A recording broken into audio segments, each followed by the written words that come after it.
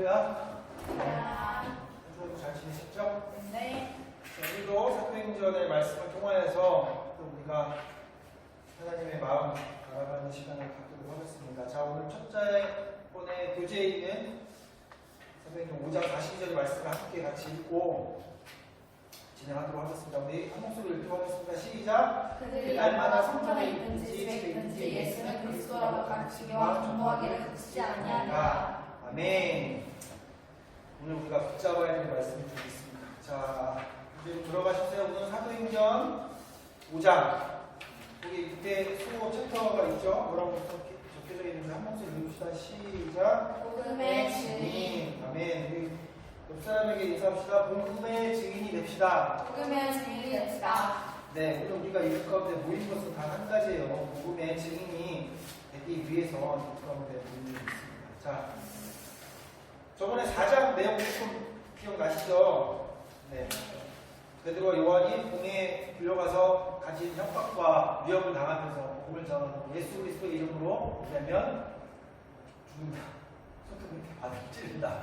여러 가지 그런 말을 했지만 그거에 나랄 것 없이 그들은 다시 또 하나님의 말씀을 행했고 예수 그리스도의 복음을 전하기 시작했습니다. 그래서 그들이 또 한 마음 안에서 공동체 가운데 그렇게 서로 살아가고 기도할 때 말씀을 의지해서 기도했고 복음을 잘 전파하기 위해서 하나님께 기도를 했더니 성령이 충만해서 또 담대하게 공동체가 더 부흥 발전하는 것을 볼 수가 있었어요. 그리고 맨 마지막에 바나바라는 그런 항상 위로의 아들이라고 하는 그 인물을 조명하면서 정말 아낌없이 자기 것들을 나눠주면서 정말 그 주변의 공동체의 사람들을 섬기고 위로해주는 그런 사람을 보는 것으로 4장이 이제 마무리가 됐고요.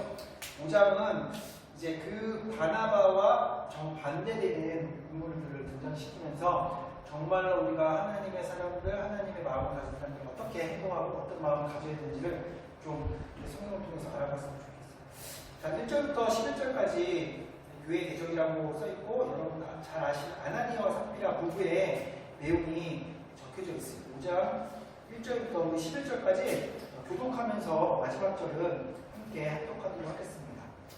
아나니아라 하는 사람이 그의 아내 삽비라와 더불어 소유를 팔아 그 값에서 얼마를 감춤해 그 아내도 알더라. 얼마만 가져다가 사도들의 발 앞에 주니 베드로가 이르되 아나니아야 어찌하여 사탄이 내 마음에 가득하여 내가 성령을 속이고 땅값 얼마를 감추었느냐. 땅이 그대로 있을 때에는 내 땅이 아니면 향후에도 내 마음대로 할 수가 없느냐. 어찌하여 이를 내 마음에 두었느냐. 사람에게 거짓말한 것이 아니요 하나님께로라. 아나니아가 이 말을 듣고 엎드려져 혼이 떠나니 이 일을 듣는 사람이 다 크게 두려워하더라. 젊은 사람들이 일어나 시신에 싸서 메고다가 장사하니라. 3시간쯤 지나 그의 아내가 그 일어난 일을 알지 못하고 들어오니 베드로가 이르되 그 땅 값이 이것뿐이냐 내게 말하라 하니 이르되 이것뿐이라 하더라. 베드로가 이르되 너희가 어찌하면 함께 꾀하여 주의 영을 실험하려 하느냐. 보라 내 남편을 장사하고 오는 사람들의 발이 눈앞에 이르렀으니 또 너를 메어 내가 리라 하니 곧 그가 베드로의 발 앞에 엎드려서 혼이 떠나는지라 젊은 사람들이 들어와 죽은 것을 보고 메어다가 그의 옆에 장사하니 11절 같이 있습니다. 시작. 교회와 이를 듣는 사람들이 다 크게 두려워하니라. 네. 자, 이제 아나니아와 삽비라 내용은 어느 정도 다 많이 들어서 아실 거예요. 교재를 보시면요. 4장에 요셉 바나바의 모험적인 사례, 어떤 모험적인 사례였어요. 자기의 밭을 팔아서 공동체를 위해서 아낌없이 내주었던 그 모험적인 사례가 있었잖아요. 근데 그 모험적인 사례를 끝났다면 5장은 아나니아와 삽비라 부부의 타산지석인 사례를 시작합니다. 그래서 이들은 외형상의 모든 재산을 팔아 사도들에게 줬지만 전자는 누구를 얘기할까요? 그렇죠. 바나바. 바로에 보면 바나바가 전자인 사람이잖아요. 그 다음에 후자는 누구는 정죄를 받게 됐죠? 아나니아와 삽비라는 정죄를 받게 되었죠. 그러니까 전자 앞에서는 모험적인 사례 바나바의 얘기를 들려주고 후자에서는 아나니아와 삽비라의 잘못된 어떤 그런 모습을 보여주게 됩니다. 이 부분은 바나바와 같이 사도들에게 인정받고 싶어 했어요.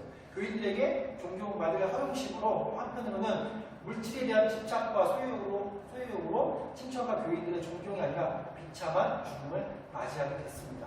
자, 그렇다면 그 이유가 뭘까요? 성경을 통해서 그 이유가 무엇인지 한번 알아보도록 합시다. 자, 첫 번째 2절하고 3절에 보면 그 값에서 이제 소유를 팔았죠. 그 값에서 얼마를 감추네. 이들이 감췄어요. 그 안에도 알더라. 얼마나 가져다가 성부의 발 앞에 두니라고 써 있습니다. 자, 이들이 헌금을 하고 물질을 하나님께 드리고 하는 것들이 좋은 동기, 좋은 마음으로 시작되었어야 했는데 이들은 불순한 무엇을 갖고 있었겠죠? 그렇죠. 불순한 동기를 갖고 있었죠. 그래서 불순한 동기는 온전한 헌신을 이끌어낼 수가 없습니다. 아나니아와 삽비라는 자신의 소유의 땅을 팔지 않아도 됐어요. 누가 니네 땅 다 팔으라고 베드로와 요한이 사도들이 얘기한 것도 아니고 자기가 한번 좀 뻐겨보려고 뭔가 나 이만큼 헌금해 이만큼 하니까 헌금 많이 하는 사람들이 또 박수 쳐주고 좋아요 많이 하는 그런 허영심의 그런 마음에 땅을 팔은 거예요. 누가 억지로 팔으라고 한 것도 아니고 그리고 또 만약에 땅을 팔았다고 하면 누가 그것을 정부를 내라고 물론 정부를 내가 어떤 좋은 케이스들이 있었지만 너 100만 원어치 받았으니까 100만 원 다 내라 이렇게 하는 사람은 없었거든요. 100만 원에서 주님께 먼저 드릴 건 뭐 50만 원이면 50만 원 띄어내고 50만 원 어차피 생활도 해야 되잖아요. 그렇게 했으면 되는 건데 그렇게 말만 해서도 전혀 무방했을 텐데 그들은 그냥 50만 원을 띄어낸다고 치면 그것을 주고 다 드렸다 이렇게 속이는 장면이죠. 그래서 교제에 참된 선은 동기가 순수해야 됩니다. 하나님 중심이 아니라 무슨 중심으로 사람들을 의식하는 행동을 했을까 이 사람들은? 그렇죠. 사람 중심. 하나님 보시기에 정직하고 하나님 보시기에 옳은 일을 해야 하는 것이 아니라 사람들이 나를 어떻게 볼까? 사람들이 나 한번 만나면 많이 내면은 뭐 이렇게 존경하고 그 사람 좋다고 막 그런 얘기를 듣겠지라는 생각을 했다는 거죠. 자, 예수님께서는 이렇게 사람을 의식해서 행하는 바리새인과 서기관들에 가르쳐서 뭐 하는 자들이라고 설명하셨을까요? 예전에. 그렇죠. 외식. 아주 좋아요. 스타트가. 외식하는 자다. 외식이라는 거 저번에 한번 같이 배웠잖아요. 가면 배우라는 말에서 유래가 되었다고 해요. 그래서 여러 가면을 가지고 이제 연극에 정해진 사람이 있으니까 1인 4역, 1인 5역 같은 거 하는 거예요. 그러면서 가면으로 그 자기의 어떤 등장인물을 바꿔가면서 지금 뭐예요? 그렇게 바꿔가는 상황에 맞춰서 그때 상황에 맞춰서 사람들을 속이는 거예요. 이렇게 행동하고 내 마음은 그렇지 않지만 그렇게 보이는 것처럼. 그래서 예수 그리스도가 그런 사람들한테 외식하지 말라라고 얘기하는 거예요. 자, 그렇다면 저와 여러분도 그렇게 혹시 신앙생활을 하고 있지 않은지 한번 점검해야 됩니다. 우리가 교회에서 나 믿음이 좋은 것처럼 보이고 싶고 사실 보이고 싶죠. 신앙이 좋은 것 같고 내가 저 사람을 보면 정말 믿음 대단해요 라고 그 말을 듣고 싶지 저 사람 날라리야 저기 겉으로만 신앙인 척하네 라고 하는 것보다는 진짜 듣고 싶잖아요 그 말을. 그런데 그게 정말로 신앙생활 열심히 해서 하는 게 아니라 누가 딱 오면은 성경 이렇게 펴놓고 왔어 이러면서 말씀을 보고 기도하고 계속 생각은 다른 생각하는지 모르겠지만 그런 모습이 우리에게는 있지 않냐 이거죠. 그것을 좀 생각해보고 점검해야 되는 거죠. 자, 특히 3절에 보면 베드로가 물어보죠. 아나니아야 어찌하여 사탄이 내 마음에 가득하여 내가 성령을 숨기고 그 땅 얼마를 감췄느냐 이렇게 써 있어요. 자, 그러면 3절에 베드로는 무엇이 두 사람 마음에 가득했다고 했죠? 네, 사단의 마음이 두 사람에 가득했다는 거예요. 그래서 무엇을 속이고 있다고 말했습니까? 성령을 속이고 있다고 얘기하는 거예요. 야, 네 마음 가운데 사단이 가득해. 그래서 네가 지금 성령을 속이고 있다고 얘기하고 있습니다. 성령을 속이지 말아야 되는 거예요. 자, 성령을 속인다는 것은 무엇이냐면요. 교재에 써있는데 하나님을 없이내겠다는 거예요. 하나님이 살아계시고 하나님이 일하시고 하나님 믿지 않고 하나님 경외하지 않고 내가 내 생각과 내 방법대로 좋은 쪽으로 그렇게 행동을 했다는 거죠. 그래서 내 안에서 성령께서 그렇게 그 마음을 주시고 성령께서 근심하고 계시고 그러신데 그럼에도 불구하고 그것을 무시하죠. 즉 부드러운 마음이 있는 거죠. 부드러운 마음이 있는 게 아니라 깊은 마음이 있는 가지고 하나님의 그 성령의 속삭임 하나님 성령께서 우리에게 말씀해 주시고 옳은 길을 인도하시는 그 음성을 거부하는 거예요. 나는 나와는 상관없는 길로 가는 거죠. 그것이 바로 성령을 속이는 일인 것입니다. 자, 이제 갈라디아서 6장 7절 읽어봅시다. 쓰인데요. 우리 읽어보도록 합니다. 갈라디아서 6장 7절 찾으셨나요? 시작. 스스로 속이지 말라. 하나님 없이는 받지 않냐시니 사람이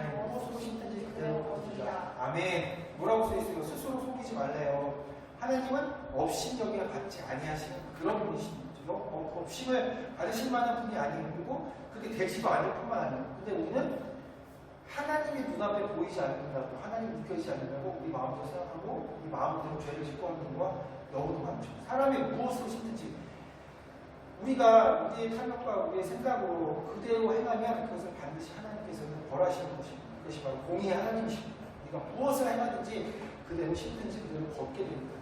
하나님의 마음으로 좁고 선한 일을 행하면 하나님께서 선을 갚아주시지만 악을 행하면 악으로 갚아주시는 것이 하나님이십니다. 자, 그렇기 때문에 우리가 오늘 아나니의 죄는 누구에게 거짓말한 죄로서 사탄의 역사를 말과 무슨 행함들을 저지른 것입니다. 라고 써있죠. 아나니의 죄는 누구께 거짓말하는 거죠? 그렇죠. 하나님께 거짓말하는 거예요.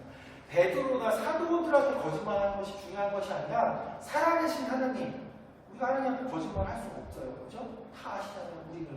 그렇기 때문에 하나님께 거짓말한 죄이며 사탄의 역사를 하면서 무엇을 해방했을까요? 누구의 역사하심을 해방했을까요? 그렇죠. 성령의 역사하심. 성령을 해방하는 죄를 저지른 거예요. 아나니아는. 그래서 3절에 베드로가 묻잖아요. 어찌하여 사탄이 내 마음을 가득하여 내가 딱 얼마나 감추었느냐라는 말을 하는데 이 감추었느냐는 교재를 보세요.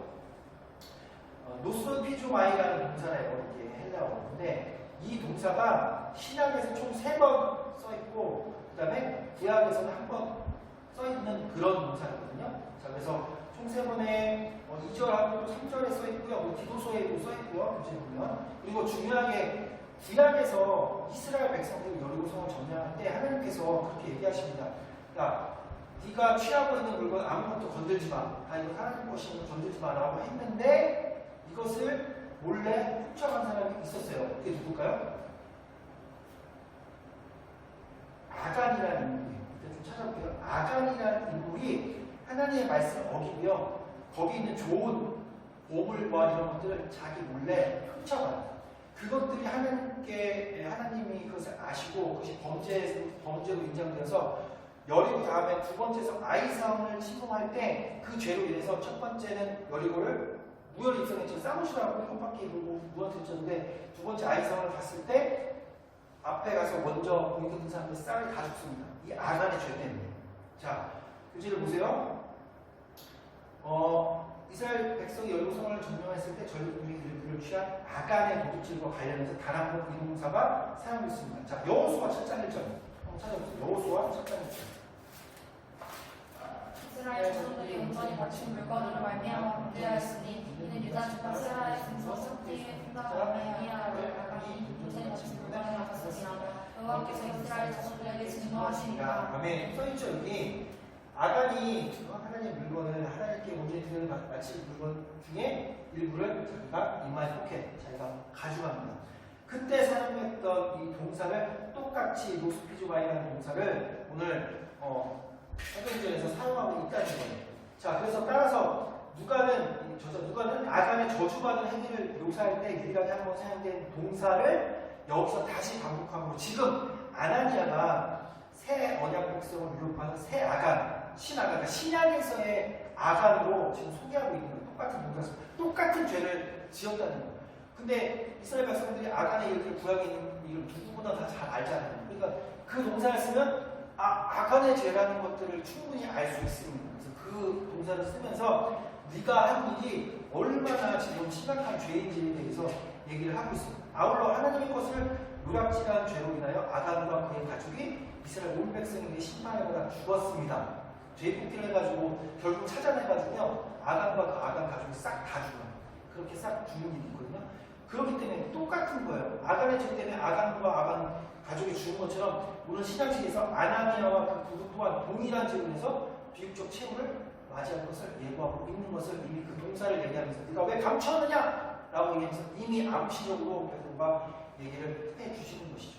그래서 계속적으로 성도는 자신의 심령에 내주하는 성령의 인도함을 받는 자인데 아나니아는 이러한 성령의 인도함을 포기하고 성령이 얘기하신 게 아니에요. 성령의 인도함이 분명히 있었음에도 불구하고 그것을 자기의 탐욕과 탐심으로 그것을 거절하고 사탄이 주는 생각으로 충만한 그의 유혹적인 인도를 택하심으로 결국 성령 하나님을 어떻게 했을까요?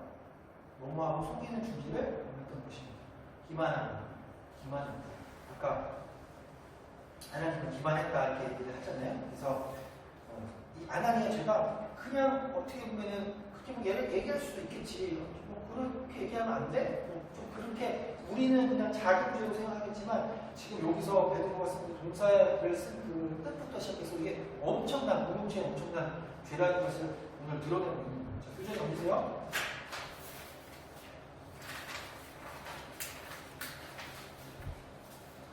그래서 사도행전 다시 4절로 가면 땅이 그대로 있을 때에는 내 땅이 아니며 파루에도 내 마음대로 할 수가 없더냐 어찌하여 이를 내 마음에 두느냐 사람의 거짓말을 하는 것이 아니라 하나님께다 라고 얘기했잖아요. 자, 내가 사람의 거짓말하는 것이 아니라 누구에게 한 것이라고요? 하나님께 거짓말하는 것이라고 책망하였습니다. 그래서 5절에 보면 아나니아가 이 말을 듣고 엎드려서 혼이 떠나니 지금 뭐예요? 그냥 그 자리에 즉사하는 거예요. 즉사 죽었어요. 그리고 이 일을 듣는 사람이 다 크게 두려워하였습니다. 5절에 이 말을 듣고 땅에 엎드려졌고 숨이 끊어졌습니다. 이 사건을 해서 교회와 우리 성도들에게 큰 두려움을 줬어요. 당연히 두려워했겠죠. 그 자리에 있는 자리에서 즉사하는 사실 요새 같은 경우에는 그런 일이 없잖아요. 별로만이 아예 없잖아요. 내가 죄라가 지면 바로 죽거나 그렇진 않아요. 하지만 그때 당시 그런 성령을 해방하는 죄로 이렇게 하나님께서 단번에 목숨을 끊어가시는 거예요. 자, 5절에 보면 크게 두려워하였더라라고 끝에 써있잖아요. 근데 여기서 두려워했다는 말이 그냥 공포의 단순히 무서움을 얘기하는 것이 아니라요. 그것을 통해서 하나님을 몹시 경외하게 되었다는 의미는 정말 하나님 살아계시구나. 하나님 공의의 하나님이시구나. 하나님이 이런 분이시라는 것을 그들이 깨달았다는 것이죠. 자, 얼핏 생각할 때 아나니아와 삽비라 부부가 당한 죽음의 심판 너무 가혹한 것이라고 생각할 수도 있어요. 물론 그럴 수 있어요. 하지만 결국 그렇지 않다는 거죠. 일순간에 공동체 전체를 죄와 거짓으로 오염시킬 수 있었던 누룩을 즉각적으로 제거하는 단호한 증거이 반드시 필요한 것입니다. 구약 시대에서도 마찬가지입니다. 그러니 가로안의 구약 시대에 누구의 문제? 아담의 문제도 마찬가지예요. 아니 잠깐 뭐 내가 필요해서 할 수도 있죠. 라고 생각하지만 공동체 생각이 굉장히 중요하다는 거예요. 자, 그래서 우리가 때로는 그런 게 있어요. 내가 뭐 이 팔에 손가락에 뭐 암이 걸렸어요. 암세포가 있어요. 근데 요 하나의 암세포만 보면은 전체에 미칠 영향이 뭐 큰 것 같지 않지만 이게 점점 커지거나 전이 되어서 이 팔 위까지 다 올라가서 온몸이 죽게 되는 상황이 있다 그러면 이 손가락을 잘라내야 살 수 있잖아요. 결국 이렇게 죄라는 것은 누룩과 같아서 어떤 죄의 작은 잘 같지만 그게 커져서 나의 몸, 삶도 망가뜨릴 수 있고요. 또 공동체에서 어떤 죄를 우리가 봤을 때 그것에 대해서 묵인하거나 넘어간다면 결국 그 공동체의 그 죄가 퍼질 수밖에 없어요. 나는 이거 하나 훔쳤는데 안 훔쳐가지고 나 훔쳐도 되는 거 아니야? 뭐 이렇게 이런 식으로 얘도 내도 그 공동체 전체가 어떻게 됐어요? 죄로 물들겠죠. 그 결국 공동체는 하나님께 심판이 받겠죠. 그렇기 때문에 손가락이 아플 경우도 있죠. 내가 사랑하는 어떤 사람인데 그 죄를 인해서 물론 권면하고 성경에 써있어요. 권면하고 안 되면 장로들과 같이 얘기하고 교회 사람들 얘기하고 그렇지 않으면 그냥 해출시켜라 이런 말이 있잖아요. 왜 그런 거야? 공동체 전체에 그것이 오염될까봐 그런 의미에서 우리가 바라봐야 되는 것입니다. 그렇습니다. 우리는 때때로 범죄하면서 하나님의 무한하신 사랑과 용서를 무신사와 회개할 수 있는 기회가 주어질 것이라고 착각하고 또 회개하리라고 스스로 변명하기도 합니다. 그러니까 즉각적으로 회개되는데 하나님 사랑하시니까 좀 기회를 주시겠지. 이 정도는 괜찮은 거 아니에요 하나님? 라고 할 수 있지만 하지만 아나니아와 삽비라 사건을 딱 보면 우리가 하나님의 심판과 증거리 즉시 일어날 수도 있죠. 그럼 결국 회개할 시간이 우리에게 주어지지 않을 수도 있다는 거예요. 내가 내일도 살고 10년도 살고 20년도 살 것처럼 사는 사람들이 있어요. 우리 중에서 특히 믿는 사람들 그런 사람이 있어요. 좀 내가 좀 놀다가 이렇게 해서 그때 좀 정신 차리면 되는 거 아니야? 그 정신 차릴 수 있는 그 시간이 있을지 없을지 어떻게 알아요? 하나님만 아시잖아요. 그렇기 때문에 우리가 경건한 두려움으로 성령의 뜻에 따라 신실하고 진실한 신앙생활을 해야 된다는 거죠. 오늘이 마지막인 거죠. 그러니까 우리가 오늘도 말씀을 보고 예배를 드리지만 오늘 우리에게 허락된 예배가 내일 예배 드릴 수 있을지 없을지 오늘 우리에게 하나님께서 생명을 가지고 가시면 오늘이 지금 레바 미니스트의 예배가 오늘 마지막 예배잖아요. 그럼 가장 최선을 다해서 온전히 우리에게 드려야 될 예배는 지금 이 순간의 예배인 것이죠. 그렇기 때문에 우리가 하루하루를 그렇게 하는 최선을 다해서 하나님께 예배하고 하나님의 말씀을 살아야 된다는 것이죠. 자, 교재 주제 빌립보서 1장 12절. 그러므로 나의 사랑하는 자들아 너희가 너희가 나 있을 있을 때뿐만 때뿐만 아니라 아니라 더욱 지금이나 없을 때에도 항상 걱정하여 두렵고 떨림으로 너희 구원에 이르라. 네. 자, 사도 바울이 이게 구원의 굉장히 핵심적인 내용인데요. 우리가 예수 그리스도를 만나고 예수 그리스도가 우리를 위해서 죽으셨음을 우리의 구주로 인정하고 믿음으로 선포하고 구원을 받습니다. 그렇죠.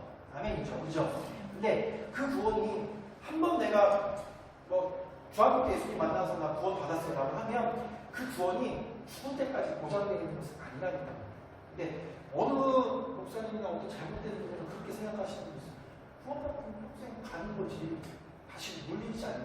그러면 사도 바울이 성경에다가 이렇게 써줄 필요가 없거든요. 자, 항상 복종하고 하는 말씀이죠. 두렵고 떨리는 마음. 내가 구원에서 떨어질 수 있다는 거예요. 내가 구원을 위하여서 매 순간은 그렇게 하나님 앞에 드려지면서 살아야만이 구원을 이루시는 거고, 예수님을 만나야 구원이 이루어집니다. 그죠? 그리고 막말로 우린 지금 세 명이서 열심히 지금 예수 믿죠? 네. 네. 근데 20년 후에 우리가 이슬람으로 갔어요. 예를 들어서 구원 받을 수 있을까요? 결국 우리 생명이 끝나는 순간에 이슬람을 믿고 있었으면? 아니에요. 이슬람을 믿는데 나 이전에 중학교 때 구원 받았어. 절대 안 된다는 거예요. 그래서 우리가 아나니아 삽비라가 언제 죽을지 모르는 생명가운데 ጭ까고 하루 회개하면 돌이킬 수 있어요. 근데 내가 회개할 시간도 우리가 정할 수 없죠. 하나님께서 언제 어떻게 되죠? 여기 갑자기 북한에서 여기만 뽑혀가지고 우리 셋이 순교할 수 있잖아요. 근데 이때 지금 우리가 어떻게 주님을 믿고 구원자로 살아가느냐? 아니면 우리는 완전 개쓰레기처럼 예수님 믿지 않고 예수님 저주하고 이러다가 폭탄을 맞아서 죽을 것이냐? 아무도 모른다는 얘기죠. 자, 여기까지만 그만큼 중요하다는 얘기예요. 자, 다음은 12절부터 16절까지 이렇게 아까 여호수아에서도 아간의 죄가 해결이 되니까 첫 번째 아이성 전투는 실패하지만 그게 해결되니까 그 다음번에는 하나님께서 승리를 갖다 주십니다. 공동체의 문제, 우리 죄의 문제가 해결되면 그 다음 하나님께서 인도하신다는 것이 성경에 써 있어요. 마찬가지로 여기서도 아나니아 삽비라의 문제가 해결되니까 또다시 하나님께서 은혜를 보여주시고 초대교회의 성장과 도움이 일어나게 됩니다. 자, 그것을 12절에서 19절까지 우리가 읽어보도록 하겠습니다. 성도의 손을 통하여 민간의 표적과 기사가 많이 일어나며 믿는 사람이 다 마음을 같이하여 솔로몬 행각에 모이고 그 나머지는 자기 그들과 상종하는 사람이 없으나 백성이 순송하노라. 믿고 주께로 나아온 자가 더 많으니 남녀의 큰 무리더라. 침대에 먹는 사람을 메고 거리에 나와 침대와 요 위에 누이고 그들과 지날 때 그 임자 누구에게 덮일까 하라고. 16절 시작. 예루살렘 문에 수많은 사람들도 모여 먹는 사람과 더러운 귀신에게 괴로움을 받는 사람을 데리고 와서 나라함을 부릅니다. 아멘, 아멘. 자, 보세요. 아나니아와 삽비라의 죄가 제거됐죠. 교회에 다시 한번 부이 일어나게 됐습니다. 다시 말해 공동체 안으로부터 조목된 암을 제거하자 교회는 이전보다 훨씬 생동감 있게 되었고 부흥과 성장의 축복을 누리게 되었습니다. 그리고 12절에 보면 무엇보다 사도들의 능력 있는 표적과 기사가 많이 나타나는 그것은 성령 충만의 결과였고 예수님의 약속의 성취였습니다. 자, 우리 저번 시간에도 계속 신약 성경이 완성되기 이전에는 사실 전도와 부흥을 위해서는 기존과 표적이 많이 필요하다고 그렇게 우리가 배웠잖아요. 그런 일들이 또 오늘도 일어나게 됩니다. 자, 우리 마가복음 16장 17절 18절 읽어보겠습니다. 믿는 자들에게는 이런 표적이 표적이 따르니 따르니 고속들이 내 이름으로 신을 쫓아내며 쫓아내며 세가와 말하며 뱀을 집어 올리며 무슨 공부가 제사로 해를 받지 아니하며 병든 사람에게 손을 얹는 나라가 하시다. 아멘. 믿는 자는 표적. 예수 이름으로 귀신 막 쫓고 새 방언을 하고 뱀을 집어 올리고 무슨 독을 마실지라도. 그러니까 이게 성령이 충만한 거 하면 사실 코로나가 와도 넘어갈 수 있지 않나요? 어쨌든 아픈 사람은 없어야 돼. 먹는 사람 성령 다 일어나는 필요합니다. 어쨌든 예수님께서 이렇게 승천하시기 전에 말씀하신 거 다 지금 사도행전을 통해서 다 일어나죠. 그 예언이 다 이루어지는 것을 우리가 보게 되는 것이죠. 자, 초대 예루살렘 교회 성장과 부흥이 있었습니다. 그 모습을 조금만 더 자세하게 한번 살펴봅시다. 교재를 계속 따라오세요. 12절 하반절에 초대교회는 마음을 같이 하는 뜨거운 모임이 있었습니다. 계속 지금까지 봤잖아요. 그죠? 초대교회는 아나니와 부부의 사건도 있었고 그렇게 죄에 물들었던 어떤 일부의 모습들도 있지만 그래도 공의 복음 전파인지 저번 주에 끌려가가지고 전화하고 이런 얘기 막 들었었잖아요. 그러니까 복음이 전파하지 못해서 많은 고난과 역경이 계속적으로 왔었다는 거예요. 그런 피박도 있었지만 그때마다 나누어지고 흩어지는 것이 아니라 더욱 뭐요? 무엇으로 뭔가 장애와 방해를 불구하고 성장할 수 있었을까요? 무엇을 했죠? 모일 때마다? 우리 모일 때? 그렇죠. 기도. 한 마음으로 기도했잖아요. 말씀을 생각하면서 기도하고 복음 전파를 위해서 기도했잖아요. 그래서 더욱 뭐요? 기도하고 뭔가 장애와 방해도 불구하고 성장할 수가 있었습니다. 자, 13절. 또 초대교회는 백성들로부터 무엇을 받는 신천이 있었을까요? 네, 여기서는 칭송이라고 써있죠. 네, 백성들이 칭송을 받았어요. 그러니까 우리로 말하면 세상 사람들을 한테 교회가 칭찬을 받았다 이거예요. 그들의 행동과 모습들을 보면서 우리 칭찬받고 있습니까? 칭찬 받아야죠. 칭찬 받아야죠. 칭찬 받도록 합시다. 물론 복음은 개척한 그 나머지 여기 보면 13절에 처음에 그 나머지라고 써있잖아요. 네. 여기는 유대 종교 지도자들 부류들이 있었잖아요. 제사장, 장로들, 서기관들 이런 사람들은 아예 상관없이 그러니까 복음과는 상관없는 채우기가 살아가는 거죠. 상관차 안 했지만 나머지 백성들은 정말 교회에 빗대고 아름다운 헌신, 희생 그들의 삶을 보고 칭송의 말을 아끼지 않았다는 것이죠. 그러니까 오늘날도 우리 교회를 통해서 세상 사람들께 헌신하고 희생하면서 삶을 그들을 위해서 써야 되는데 그들을 위해 쓰는 것이 아니라 우리끼리 잘 먹고 잘 살고 우리 교회 안에서 교인들만 똘똘 뭉쳐가지고 하면 안 된다는 거죠. 교회는 세상을 향해 가야죠. 하나님의 사랑을 흘려보내야 되는 중요한 역할입니다. 자, 오늘 성경 말씀 좀 많이 했네요. 자, 마태복음 5장 16절. 같이 너희 빛이 사람 앞에 비치게 하여 그들로 너희 착한 행실을 보고 하늘에 계신 너희 아버지께 영광을 돌리게 하라. 아멘. 너의 빛이 사랑의 빛이 은혜의 빛이 성품의 빛이 사람 앞에 비치게 하여서 교회 안에 있는 사람 말고 여기서 세상 속에 비치게 해서 그들이 너의 착한 행실을 보고 하늘에 계신 아버지께 영광. 당신을 보니까 하나님 정말 살아계신 것 같고 하나님은 사랑이라는 게 맞으시군요. 정말 사랑이 많으십니다. 그런 말을 들어야 되는데 교회에 있는 사람들이 더하면도 왜 니네들이 뭐 잘못해서 그렇고 왜 그렇게 세상을 어렵게 만드는 주스에 오내리는 이런 일은 주님께서 원하시는 일이 줄 믿습니다. 그러니까 세상 가운데 소금과 빛이 되어야 되죠. 자, 그리고 15절 16절 계속적으로 많은 병고침의 역사가 있었습니다. 성령의 권능으로 많은 표적과 기사가 일어났습니다. 그래서 이 모든 것은 복음을 전하는 모범일 뿐입니다. 그렇죠. 네, 도구. 핵심적인 것은 이게 표적과 이적이 핵심인 게 아니라 이것을 통하여서 주께로 돌아오게 하려는 어떤 도구인 것 뿐이지 그건 핵심이 아니라는 거죠. 기독교는 병고침의 핵심이 아니에요. 예수 그리스도가 힘인 것이지. 자, 아직 신약 성경이 아직 없죠. 계속 나눴던 거예요. 성경이 아직 없었고 그의 토를 닦아야 했던 당시에 시대적 정황상 필요했던 것이고 오늘날은 초대교회 사람들의 능력과 같은 가시적인 표적과 기사를 기다리기보다는 내적인 영적인 각종 성령의 인사로서 영혼의 병이 치유되는 구원과 생명의 현장이 되어야 할 것입니다. 중요한 제기가 되시죠? 네. 그때 당시는 필요하니까 표적과 이적이 일어났지만 지금은 이제 영적인 치유라든가 어떤 예수 그리스도를 믿음으로 갖고 있는 성령의 9가지 열매 그런 것들이 나타남으로 그들이 예수를 믿게 되는 그런 일들이 일어나고 있습니다. 자, 교재 넘기시고요.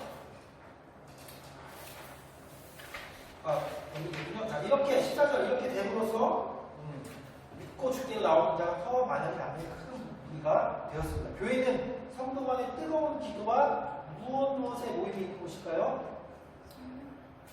같이 네, 교제? 교제. 성도 간에 잘못했어요. 교회는 성도 간에 뜨거운 기도가 있고요. 교제의 모임이 있는 곳이에요. 그래서 이웃으로부터 칭송을 듣는 교회이며 영육하는 치유 역사가 일어나는 곳입니다. 자, 예배소서 4장 1절, 4절 읽어봅시다. 그러므로 주 안에서 갇힌 내가 너희를 원하니 너희가 부르심을 받으니 합당하게 하며 모든 정성과 공경하고 오랜 참음으로 사랑하면서 서로 용납하고 평화의 예수로 성령이 하나님에게 하신 몸이 하나님 성령도 한 분이시니 이와 같이 너희가 부르심에 한수원에서 부르심을 받았습니다. 아멘. 초대 공동체를 얘기하는 어떤 그런 모습을 우리 말씀 통해서 볼 수가 있어요. 겸손하게 온유하고 우리 참 사람 가운데 서로 용납하고 헐뜯지 말고 뒷담화하지 말고 평안의 매는 주로 성령이 하나 되게 한 교회로 지어지게 됩니다. 그래서 몸이 하나고 성령도 한 분이시기 때문에 우리가 주 예수 그리스도의 하나다, 한 마음이다. 원하든 원하든가 한 몸이시. 자, 우리가 그런 교회가 되는 줄 믿습니다. 아멘. 자.